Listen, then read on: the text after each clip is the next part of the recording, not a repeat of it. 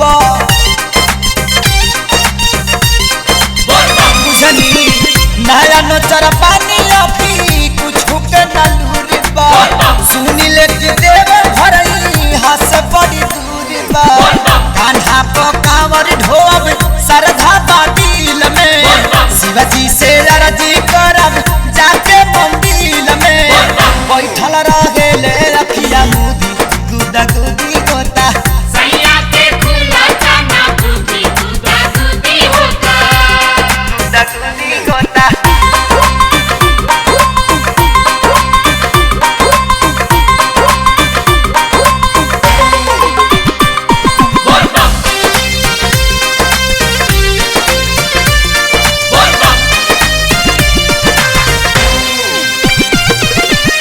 कब से जरा तावे दिल में आशा रख दिया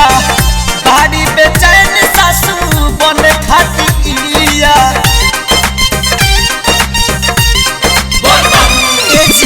कब से जरा तावे दिल में आशा रख दिया भारी बेचैन सासू बने खातिया हमारा तो भोला जी पर पूरा बयासा यारा जुड़ाई नहीं करिहे निराशा कर जाई जे भी चरण छुदी गुदा गुदी होता सैया के खुला जाना गुदी गुदा गुदी होता गुदा गुदी होता जैसिन जैसिन बोल बम जैसिन जैसिन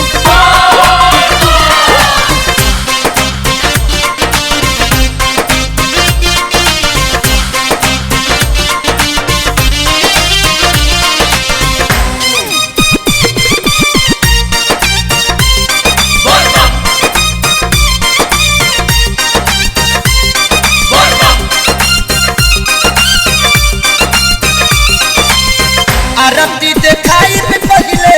बाबा गणेश के समही में पूजब फेरू उमा महेश के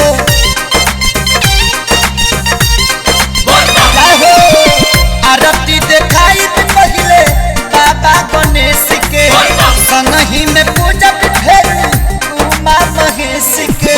देवरू बेदर दिली है दू दू गो कांवर जय शिवा बोली है बढ़ी देहिया के पावर ली है खेसारियों के सुधी गुदा गुदी होता सैया के खुला जाना गुदी गुदा गुदी होता गुदा गुदी होता देव घर में लागल बड़ुए बड़ा भारी मेला हाले के कोनिया कैसे